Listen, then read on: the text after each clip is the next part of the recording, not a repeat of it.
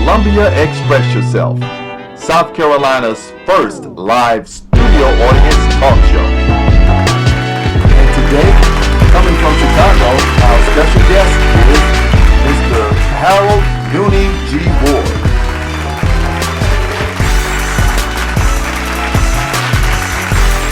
The man of the hour, Harold Noonie G. Ward. Let's give it up for him.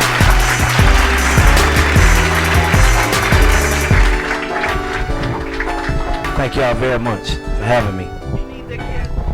It's good for you to be here. I know you came all the way from Chicago. Yes, I did. And I'm just thankful for you being here to talk to these young men. And I thank all of you guys for coming out. It's a nice crowd out there. So let's get right into it. First of all, we talked to you earlier about what's going on in your life. Now, you didn't come from the typical life of the streets. Tell us about exactly how you came up. No, I came from two-parent home. Mother was a school teacher. Father was a head janitor. Never wanted nothing. Me and my sister and brothers, 4 of us, never wanted nothing. New cars, new all this. But we lived in the projects because my father ran the projects. He was the head janitor. So we lived there by force, really. We couldn't move out. But my mother was a school teacher. She go home, she goes, matter of fact, she taught my class one time. And yeah, to make a long story short, I come from, I went to college, all that. Now, you went to college, come from a good home. How did you end up turning to the streets? I'm always born and raised in All-Gale Gardens. That's the project. But the deal was, my father died when I was a freshman in high school. When I came back, he was the glue to really the family for me, keep me on the right track. But I still was hanging and doing all my guys, homies, all of them was folks, everything. So, but because first I wasn't folks. I was just, them was my guys. But we grew up together. One fight, all fight. That's just how it was. But when we start fighting each other, they automatically label it, this is what you are. I'm going to college, I'm doing my thing. So that's what happened. When I went to school, my father died. After that, man, I got buck wild because wasn't nobody else to have me, to put me in the right place. Nobody. Now, you started going the wrong direction. Now, from what we understand, you are a high-ranking person in the streets. How did you go from college to becoming a high-rank gang member? I put in work, to be honest. Simple as that. I put in work for it. Got home, I wasn't scared of nothing. Cause I ain't fear no more because I didn't care no more because my father wasn't there. So it don't matter to me. My mindset was somewhere else. So I put in the work. So years and years of putting in work. Tell us about your street life, doing all this stuff. Well, basically, I come from All-Gale Gardens. A lot of y'all might know the project. That's where Barack Obama, your president, that's where he was at doing his activism, you know what I mean? And I see a brother right there, he from the south side of Chicago. He know All-Gale Gardens. That's where, let me see, I'm naming a few people that, Tim Holloway, the basketball player, there's a whole lot of people that was there. Where I come from, it's like row houses. There's like many really more houses, but we rock and roll. It's like in the boondocks. We got it on there. Nobody wanted to come in the gardens. We don't care who you was. What I did was basically grew up in the gardens. As I grew up in the gardens with my guys, I went to college, came back for that freshman year, then I started getting wild. Started doing different things, banging, selling drugs, started doing what the normal people was doing. And as I done that, I got caught up, But the work I put in for the nation was, I didn't really care because this was what it was all about for me. This was what was happening for me. This is my life, period. And that's how I looked at it. How deep did you go into it? I mean, were you kingpin? Were you selling drugs across the nation? Or how did it go? I sold drugs all over. Mom, I ain't selling no nickel. Thing I got was a key of cocaine. In my DVD, I tell you that. The very first thing I got. I ain't never get no rocks. I wasn't sitting on. I wasn't. Now mind you, this. I'm coming from school. I'm a businessman. Period. Anywhere I go. And that's first and foremost. When I found out what I can do with that key of cocaine, it was off to the races then. Off to the races now. Have you looked at and looked back how many people you have affected in a negative way? Many, all the time. When people ask me, I've been on all the shows. I've been in top shows. I'm in Bloomberg magazine, and most black folks don't be in Bloomberg magazine. None of us. I've been Bloomberg Magazine twice. No, I'm in all kind of magazines. And then the question they asked me, what is it that you regret the most? Selling dope to my people. Wow. Wow. And how did that regret come about? Now, did it come about because you saw how it affected the people, or did it come about because you got caught? No, how it affected the people. One day I was with my boy, and I tell this story all the time. My homie, we grew up together. This is how we found out his mama was closet smoking. No, with the pipe. Because his mother was fine, everything. So me and him was doing our thing.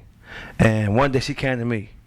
And this how I guess she couldn't take it no more. She was trying to get some rocks or something. So she came to me and told me she would do something to me. You know what I mean? Cause she do this to me, and it blew my mind. Like, whoa, you my boy, mama. Oh, you done lost your mind. What's wrong with you? That's how we found out said she was getting high. That right there did it for me. That was it for me. Wow. So now I understand that you also went to prison. Did 5 years. Okay. What was that like? What you mean? I'm bitten. It is what it is. For me, it was a little different. By me having the juice, you know what I mean? I wasn't worried about nobody, but I was really doing my thing. But that's me having the juice in the joint. But it's just psychological. You know what I mean? The choices I made, I missed a lot of things. My grandmama died while I was in there. See, that's what I'm saying. People don't understand. When you make these choices in life, and this all this is, they never choices in life. But whatever you do, it's a thought before you do it. So you can't say, well, man, I'm one thinking. Yes, it was a thought. I thought about this, and I did it anyway. So the prison life, when I see my kids, I missed their graduation, 8th grade graduation, I missed different type of things. That hurted me, because I was a family man. Still is right now today. So that messed me up totally when I did that. So you was a family man, but yet you still was gangbanging, still selling drugs, still doing everything in the streets. So after the prison term, what was the first thing that changed your life to make you say, hey, you know, this is not right? My life was changed. That judge gave me that time. Real talk. When I asked him, I said, bro, you got the right name? You know what I mean? And he told me, with the mandatory sentencing law, if it wasn't mandatory sentencing law, I would have gave you a slap on the wrist. But my hands were tied. They caught me with, they actually didn't really catch me. They said I had it. 2 pistols, half a key of cocaine, and telephone. But they didn't catch me with that. But that's so they had to give me what the mandatory law was, which was 10 years. So that was the lowest they can give me. Now, everybody in the audience hears this history, but one of the main things we're here for is how can we better ourselves. Some of the gentlemen that heard about you, that are here tonight, they're in the same situation, and you said it's about choices. How can, when they're in the street, what mentality do they need to have to change their mind? First of all, you got to have a higher power that you believe in. If you don't believe in nothing, you don't fear nothing, then you don't do anything you want to do. Bottom line, ain't no way going around that. If you don't fear God, you done. You might be on your way. This generation right now, I'm going to get on this generation, they call it Generation X. They fear nobody. Farrakhan said they fear no one. And if they don't fear no one, my life expectancy is 13 years. I'm 13, I'm growing up.